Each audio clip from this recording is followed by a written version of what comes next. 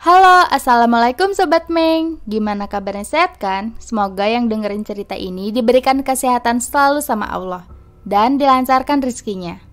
Nah, di video kali ini aku akan menceritakan cerita horor yang berjudul Nyawa Dibalas Nyawa. Mau tahu ceritanya seperti apa? Ikutin terus ya.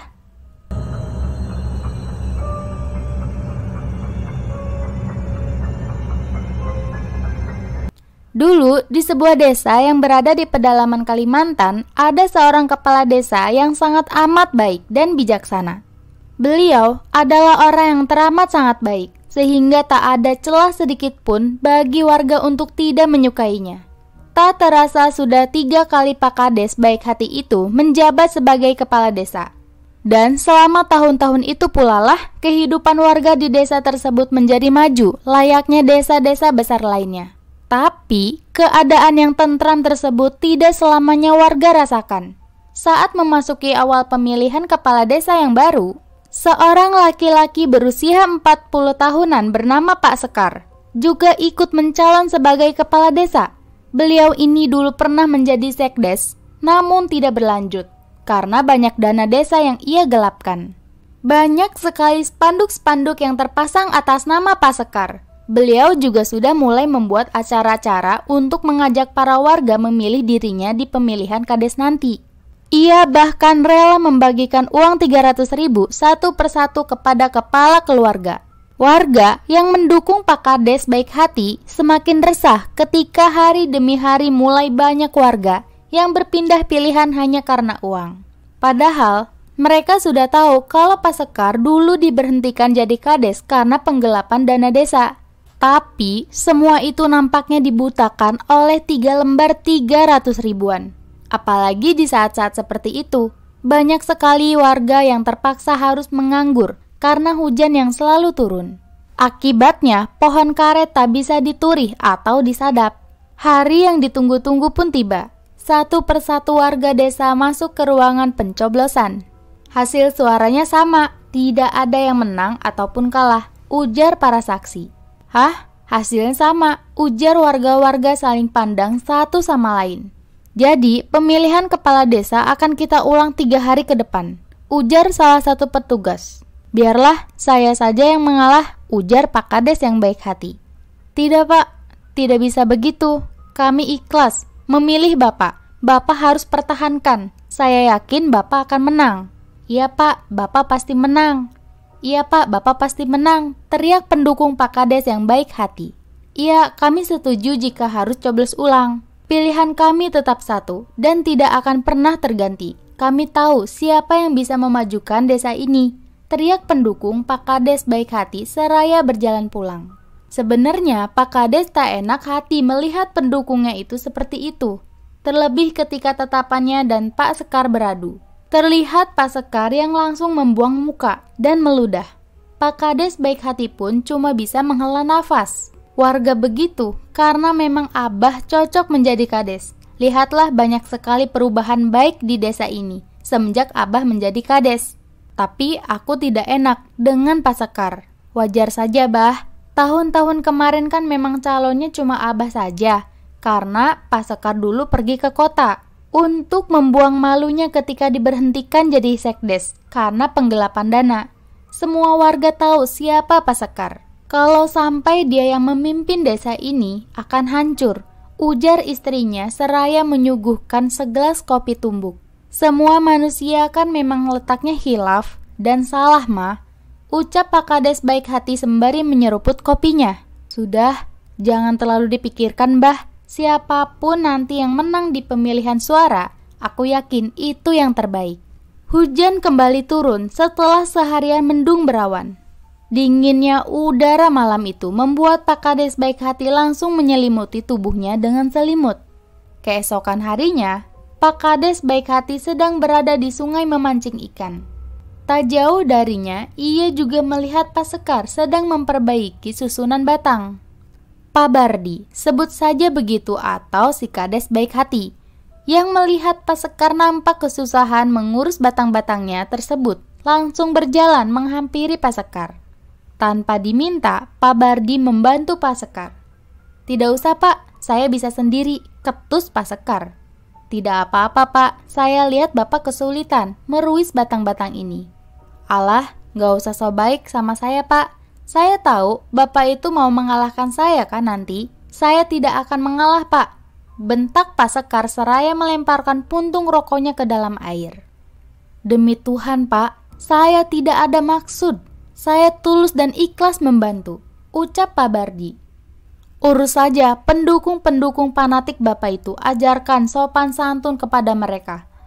Cuih, dilanjut dengan meludah oleh Pak Sekar.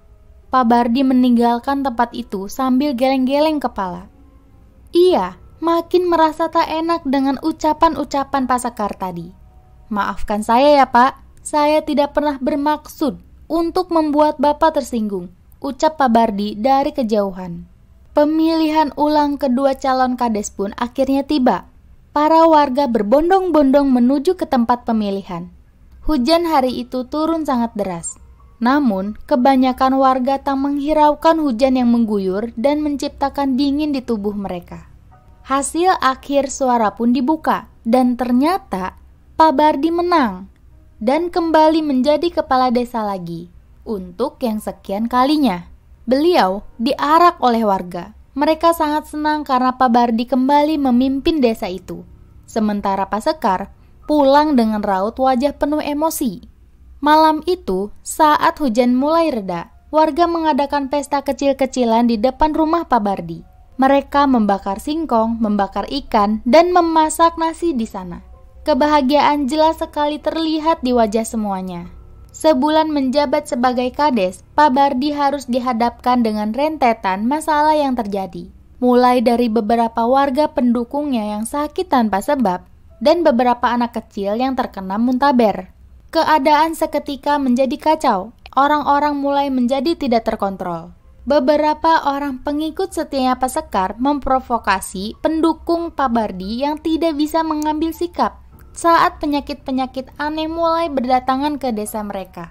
Beberapa warga yang sudah terkena penyakit-penyakit tersebut ada yang membenarkan hasutan dari pihak Pak Sekar. Dan ada pula yang tetap pada pemikirannya bahwa penyakit itu bukanlah karena Pak Bardi. Perkelahian terjadi antar sesama pendukung Pak Bardi. Beberapa orang menjadi berpihak pada Pak Sekar. Ditambah lagi, ketika Pak Sekar mendatangkan pengobatan medis ke desa tersebut, yang biayanya sudah dibayar lunas olehnya. Sementara di rumahnya Pak Bardi juga terkena penyakit aneh. Kepalanya mulai terasa gatal. Amat sangat gatal. Tapi tak banyak yang tahu tentang penyakit yang diderita oleh beliau saat itu. Sampai suatu hari, istrinya Pak Bardi berpikiran untuk membeli sebuah sisir kutu di pasar. Perlahan-lahan, ia menyisir rambut Pak Bardi dengan sisir tersebut. Dan alangkah terkejutnya saat banyak sekali kutu-kutu yang berjatuhan dari kepala Pak Bardi besar-besar dan hitam-hitam.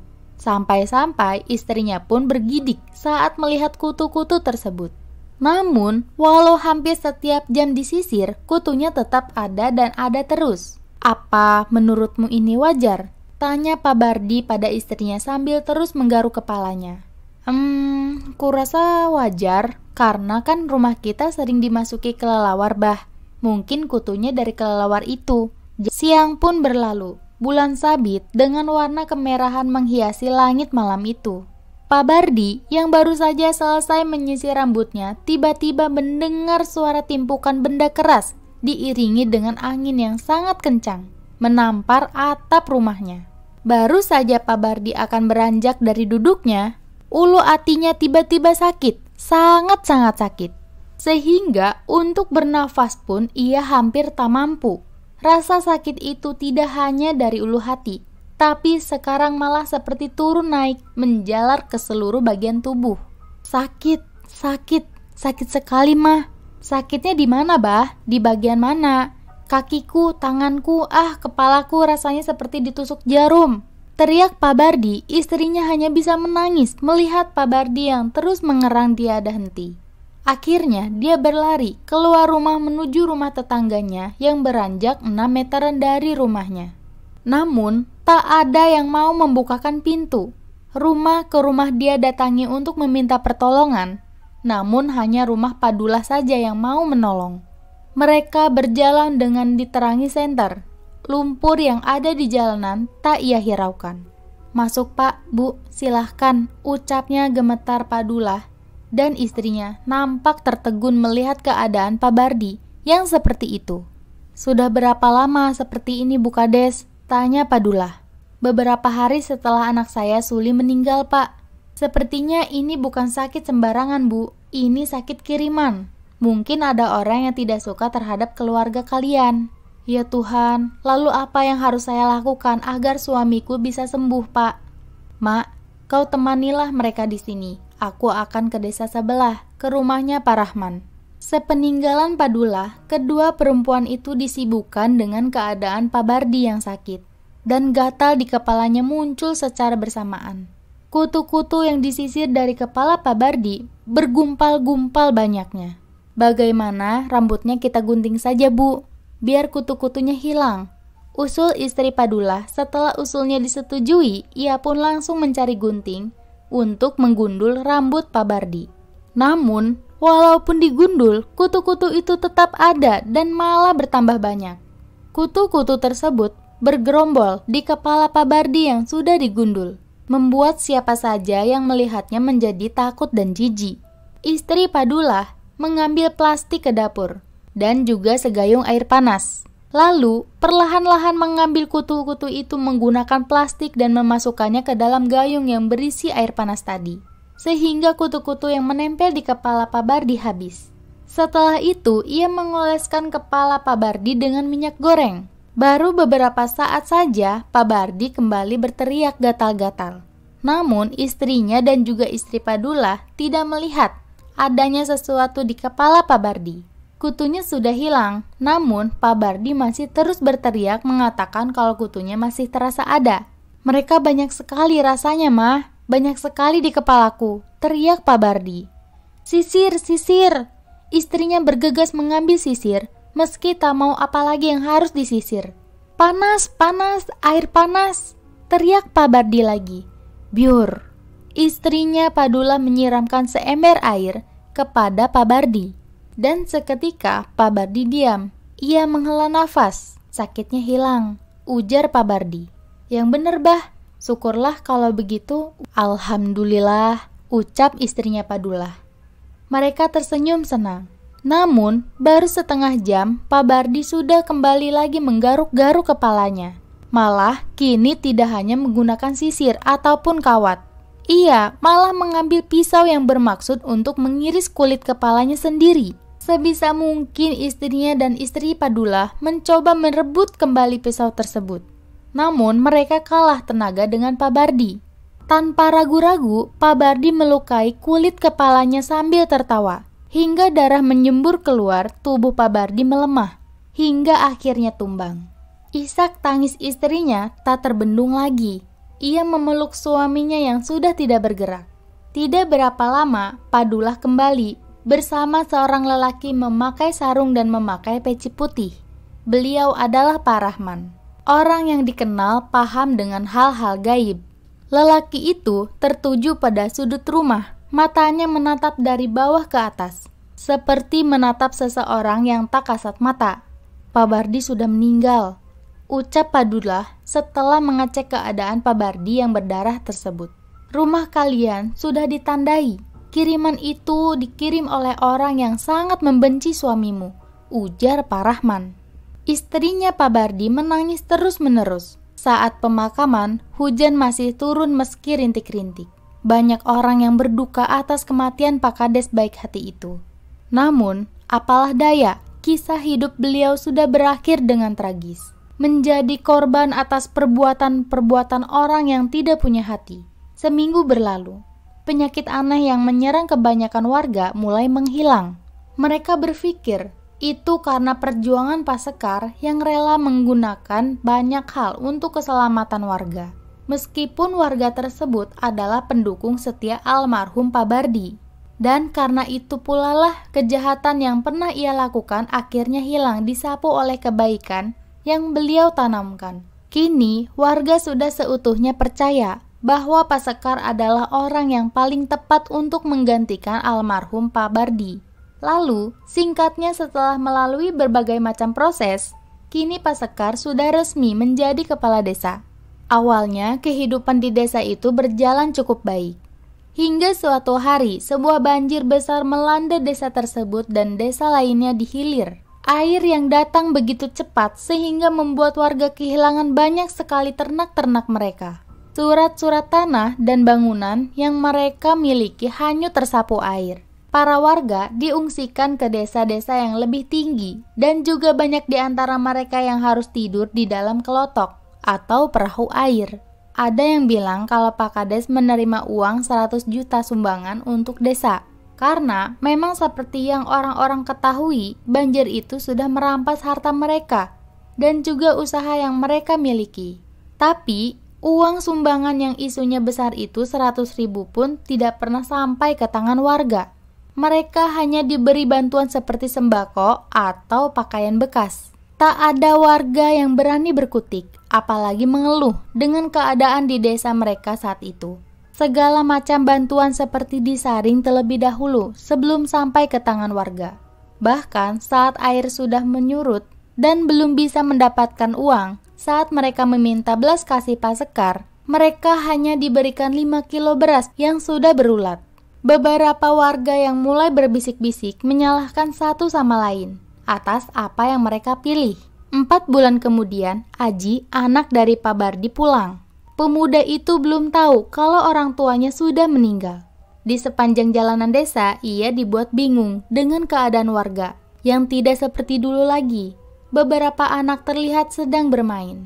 Sesampainya ia di depan rumahnya, Aji bingung melihat keadaan rumah yang begitu tidak terurus. "Kemana Abah dan Umaku?" gumam Aji. Ia meletakkan tasnya begitu saja, lalu berlari ke arah rumah Padula. Sesampainya di sana, lelaki yang sedang memotong kayu itu nampak terkejut. "Aji, kamu sudah pulang?" tanya Padula tak mampu membendung air matanya. "Di mana orang tuaku, Mang? Apakah mereka di sini?" "Oh, aku tahu mereka pasti sudah membuat rumah yang baru kan?" Berbagai pertanyaan keluar dari mulut Aji. Namun, tak ada satupun pertanyaannya yang mampu dijawab oleh Padula. Lelaki itu malah menangis sesegukan.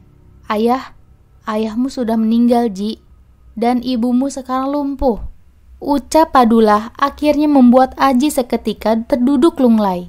Seakan tak percaya, Aji mulai mempertanyakan banyak hal kepada Padula. "Lalu, siapa yang mengirimku uang? Kenapa kalian tidak memberitahukan kebenaran ini kepadaku? Kenapa sebelum jatuh sakit, ibumu memberikan alamat tempat tinggalmu di kota? Aku simpan alamat itu baik-baik. Lalu, saat tabungan orang tuamu sudah habis, aku terpaksa harus menjual kebunku untuk kebutuhan kuliahmu. Ibumu melarangku memberitahukan semua kabar duka ini padamu.